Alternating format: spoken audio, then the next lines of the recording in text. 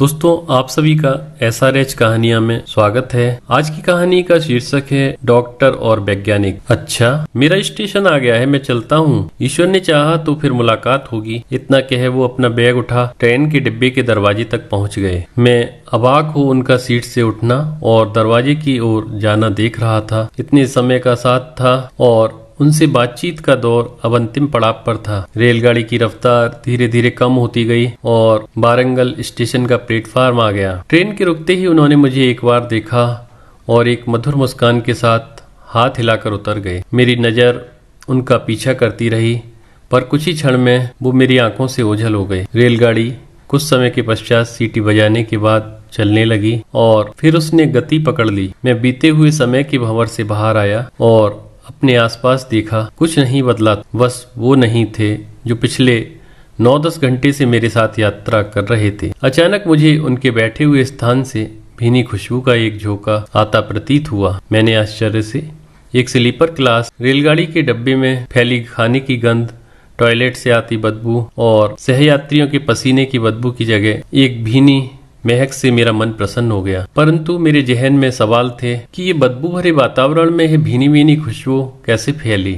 ये जानने के लिए आपको मेरे साथ 10 घंटे पहले के क्षणों में जाना होगा। मैं चेन्नई में कार्यरत था और मेरा पैतृक घर भोपाल में था। अचानक घर से पिताजी का फोन आया कि तुरंत घर चले आओ, कोई अत्यंत आवश्यक कार्य है। मैं आनन फानन में रेलवे स्टेशन पहुंचा और तत्काल रिजर्वेशन की कोशिश की, परंतु गर्मी की छुट्टियां होने के कारण बस एक भी सीट उपलब्ध नहीं। सामने प्लेटफार्म पर ग्रैंड ट्रंक एक्सप्रेस खड़ी थी और उसमें भी बैठने की जगह नहीं थी, परंतु मरता क्या न करता, घर तो वैसे ही जाना था। बिना कुछ सोचे समझे सामने खड़े स्लीपर क्लास के डिब्बे में घुस गया।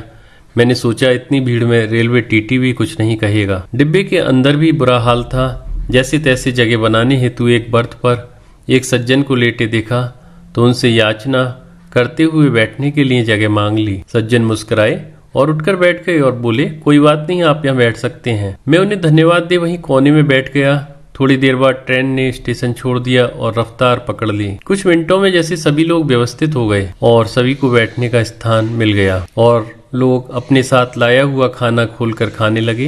पूरे डिब्बे में भोजन की महक भर गई। मैंने अपने सहयात्री को देखा और सोचा बातचीत का सिलसिला शुरू किया जाए। मैंने कहा, मेरा नाम आलोक है और मैं इसरो में वैज्ञानिक हूँ। आज जरूरी काम से अचानक मुझे घर जाना था, इसलिए स्लीपर क्लास में चढ़ आया, वरना मैं AC से कम में यात्रा नहीं करता। वो मुस्कुराए और बोले, वाह, तुम मेरे साथ एक वैज्ञानिक यात्रा कर रहे हैं।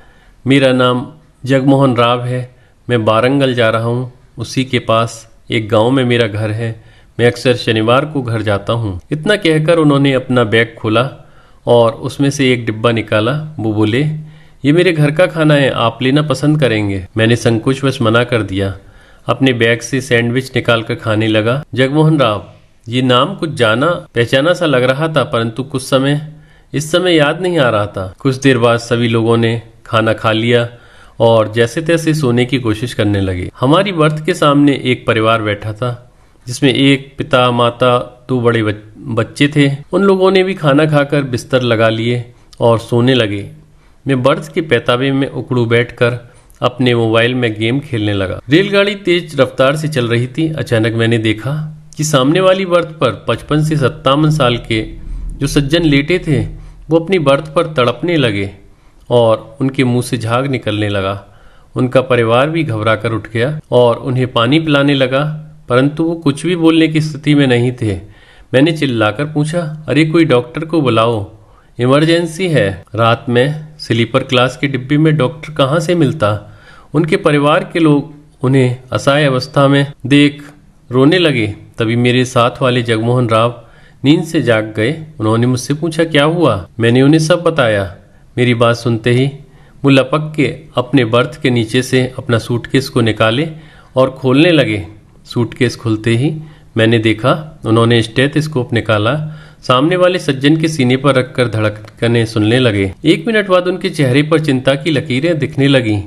उन्होंने कुछ नहीं कहा और सूटकेस में से एक इंजेक्शन निकाला और सज्जन के सीने में लगा दिया और उनका सीना दबा दबा कर मुंह पर अपना रुमाल लगाकर अपने मुंह से सांस देने लगे। कुछ मिनट तक PCR देने के बाद मैंने देखा कि रोगी सहयात्री का तड़पना कम हो गया। जगमोहन राम जी ने अपने सूटकेस में से कुछ और गोलियां निकाली और परिवार के बेटे से बोले, बेटा ये बात सुनकर घबराना नहीं, आपके पापा को हृदयाघात आया था, पहले उनकी जान को खतरा था, परंतु मैंने इंजेक्शन दे दिया है और ये दवाइयां उन्हें दे देना। उनका बेटा आश्चर्य से बोला, पर आप कौन हैं? वो बोले, मैं एक डॉक्टर हूँ, मैं इनकी केस हिस्ट्री और दवाइयां लिख देता हूँ, अगले स्टेशन पर उतरकर आप लोग इन्हें अच्छे अस्पताल ले जाइएगा। उन्होंने अपने बैग से एक लेटर पैड निकाला और जैसे ही मैंने उस लेटर पैड का हेडिंग पढ़ा, मेरी याददाश्त वापस आ गई। उस पर छपा था डॉक्टर जगमोहन राम, हृदय रोग विशेषज्ञ, अपोलो अस्पताल, चेन्नई। अब तक मुझे भी याद आ गया कि कुछ दिन पूर्व मैं जब अपने पिता को चेकअप के लिए अपोलो अस्पताल ले गया था तो वहां मैंने डॉक्टर जगमोहन राम के बारे में सुना था। वो अस्पताल के सबसे वरिष्ठ विशेष प्रतिभाशाली हृदय रोग विशेषज्ञ थे।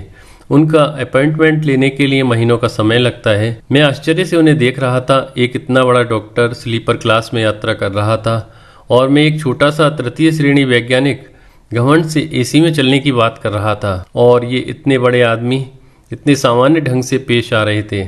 इतने में अगला स्टेशन आ गया और वो हृदयाघात से पीड़ित बुजुर्ग एवं उनका परिवार टीटी एवं स्टेशन पर बुलवाई गई मेडिकल मदद से उतर गया। रेल वापस चलने लगी। मैंने उत्सुकतावश उनसे पूछा, डॉक्टर साहब आप तो आराम से एसी में यात्रा कर सकते थे, फिर स्लीपर में क्यों? वो मुस्कुराए और बोले, मैं जब छोटा था और गांव में रहता था तब मैंने देखा कि रेल में कोई डॉक्टर उपलब्ध नहीं होता, खासकर दूसरे दर्जे में, इसलिए मैं जब भी घर या कहीं जाता हूँ तो स्लीपर क्लास में ही सफर करता हूँ। न जाने कब किसी मेरी जरूरत पड़ जाए। मैंने डॉक्टरी मेरे जैसे हजारों लोगों की सेवा के लिए ही की थी। हमारी पढ़ाई का क्या फायदा यदि हम किसी के काम ना आ पाए। इसके बाद सफर उनसे यूं ही बात करते बीतने लगा। सुबह के 4 बज गए थे। वारंगन आने वाला था। वो यूं ही मुस्करा कर लोगों का दर्द बांट कर गुमनाम तरीके से मानव की सेवा कर अपने गाँव की ओर निकल लिए और मैं उनके बैठे हुए स्थान से आती हुई खुशबू का आनंद लेते हुए अपनी बाकी यात्रा पूरी करने लगा। अब मेरी समझ में आया कि इतनी भीड़ के बावजूद डिब्बे में खुशबू कैसे फैली। ये उन महान व्यक्तित्व और पुण्य आत्मा की खुशबू थी जिसने मेरा जीवन और मेरी सोच दोनों को महका दिया। दोस्तों, इसी तरह की और कहानियों के लिए आप हमारे YouTube चैनल SRH कहानियाँ सब्सक्राइब करें। वीडियो देखने के लिए आप सभी को बहुत बहुत धन्यवाद।